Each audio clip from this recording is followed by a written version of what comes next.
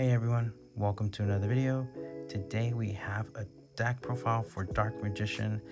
I have been updating it here and there. I've been going 2-2 at my locals, which isn't the best, but it's not that bad either. We're gonna go into it, and you guys can tell me down in the comment section down below if it's good, what do we need to take out, what do we need to add. Please let me know, anything helps. But before we get started, don't forget to hit that subscribe button, it'll really help me out. Alright, so what I'm gonna do is I'm gonna go through the cards kind of quick, because it is a bit of an update from my previous video, and I think the extra deck has stayed the same, so I'm just gonna go through both of these kind of quick. Hope that's all right. And then we'll do like a discussion on why I have things, what I'm probably thinking of like taking out and adding in. So yeah, let's get started. So I have 3 Illusion of Chaoses, 3 Magician Souls. Sorry, I'm just gonna put it this way. 3 Magician's Rod, 2 Dark Magicians. Never want to have more than 2. 1 Dark Magician Girl, 1 Magnemite, 2 Druid Worms, 2 Bystial Rebellions, 1 Fallen of Albas, 2 Blazing Cartesius, sorry. The hand traps, 2 Joel Knockbirds, 2 Ash Blossom and Joy Springs. Then the spells are 1 Salvation, 2 Secrets of Dark Magic, 2 Dark Magical Circle, 2 Soul Servant, 2 Secret Village, 3 Imperms, 2 Skill Drain, 1 Eternal Soul, 1 Called By, 2 Pot of Prosperities. Alright, I know, like I said, kind of quick. Here is the extra deck SP Little Knight, Sky Crisis, sorry, Baron Floor, Axis Code, Artemis, Relinquish, Celine, Sky Striker, Diffusions, Dark Magician, the Dragon Knight, 2 Dark Magicians, 2 Red Eyes, Dark Dragoon, 1 Guardian Chimera, and 1 Mysterion, the Dragon Crown. I think this is all the same. It hasn't changed at all. The only thing that I feel like changing is access code. It is a beat stick, I get it, but I feel like changing it to either IP, Masquerena, or Scareclaw Tryhard. I don't know yet. I'm still looking for another fusion. I might add another fusion, but either I'm thinking if I don't have a side. I'm keep redesigning the side deck a lot. I'm thinking of adding 3 super polys into the deck. I might, if I do add those, this might be Mud Dragon, or it might be, I might switch it to Garura, just because I feel like either Mud Dragon or Garura are pretty good. But yeah, that's pretty much it. I don't think, like I said, I don't think I've changed anything in the extra deck. This is pretty much the same. So let's move on to the main deck and talk a little bit about it, and then yeah, let me know what you guys think about the entire deck in the comment section down below. I really want to hear your guys' thoughts and feedback on it. Please let me know. I'm always looking at ways to improve the deck, because Dark Magician is hard to play. Don't get me wrong, it is one of the hardest rogue decks to play. You either get super lucky, or that people may not play it, so they don't know how to play around it, or you just have bad luck and they stop everything because they're very good. They're the best player in the world, right? Sarcasm. But yeah, first thing I want to talk about is the hand traps. I did add 2 and 2. This feels good when you see them together, because sometimes it might be a deck that searches a lot, like Fire Kings, or Tier Elements, or Phantom Knights mixed in with the Horse card with Horse Engine, right? They search a lot. So boom, Drone Lockbird. Oh, they want a special from the deck. Boom, Ash. Cool. Now that they have to pass turn, because there's no way they can do anything after an Ash and a Droll. So yeah, those are the hand traps, and then also the other hand traps, which are, if I can find them, the 3 Imperms. Yeah, I don't know if I want to play 3.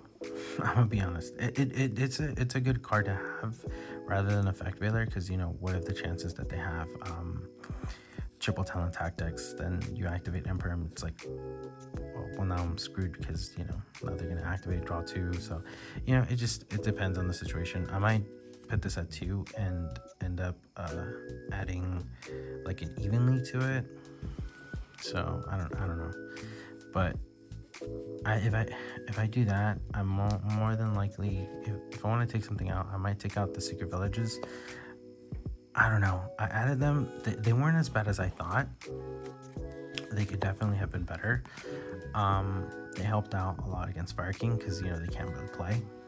And we saw that I think I did it in the Fire King's video that I won. So it really did help out a lot for me in that situation. And I did use it against Dark World, because I played one against Dark World. Unfortunately, I didn't really have a lot of follow up, so I did end up losing that game against that Dark World player. But you know what happens. Yeah, but in certain situations, this is not bad. I don't know if I want to see it in the main. These might end up being evenlies. Let me know what you guys think. I might change this to evenlies and put these in the side. Yeah, so I think that's one change that I might do to this. Put this in the side. Or if you guys think this should stay, then please let me know. I've, like I said, love and hate. I do like it when I see it, hate it when I play against someone like Lab, right? Because they don't play a lot of spells. They actually don't play spells. So yeah, that's something. I'm pretty sure I added those from the last video. And then I think I did have the 2 skill drains. So skill drains in the deck. Blazing Cartesia is something that I really don't like wouldn't get rid of. If I get rid of the entire Bystial engine, or even and Fallen of Valbass, which kind of frees up like 7 spaces, right? Or is it 6? 6 spaces, sorry. It's 6. I don't know what engine I would add to it, but Blazing Cartesia will always stay in this deck. First, because it is a tuner, and second, because it is a quick fuse during the main phase. So like if you link off a fusion monster that might be like useless, however, whatever, she comes back on the end phase, which I know I forgot, and I always forget that, which is really, really bad, but I've been starting to remember every time I do it. And it actually it's helpful when she comes back to your hand, because then you have follow-up for the following turn. So that's why I prefer Blazing Cartesia over Timaeus. I know Timaeus is a Dark Magician card and you can search it. The only problem I have with it is it's not a quick effect like Cartesia.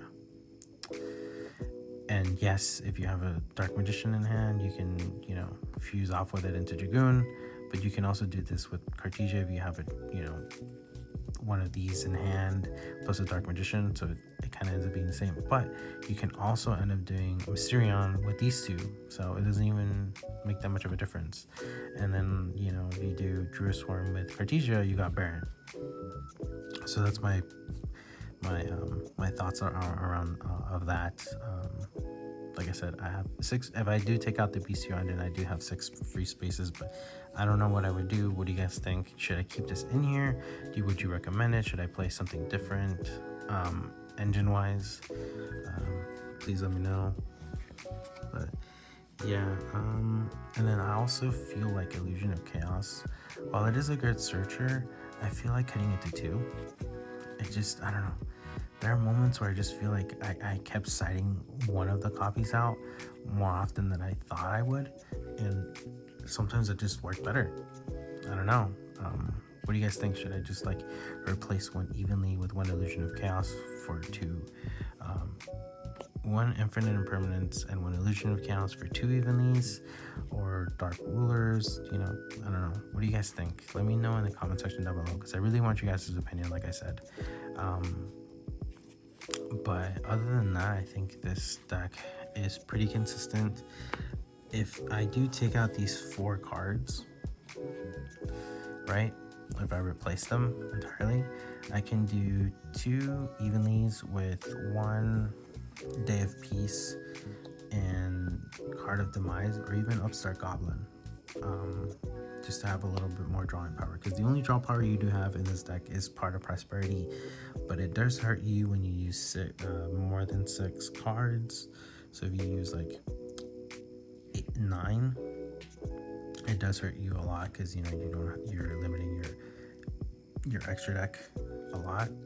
So yeah, I think that's really it. That's the only major changes. Everything else seems to be pretty consistent. Yeah, I really want to hear you guys' thoughts. I know I keep repeating that, but please help me out. I really want to improve as a Dark Magician player again. I keep going in and out with Dark Magicians just because I get frustrated with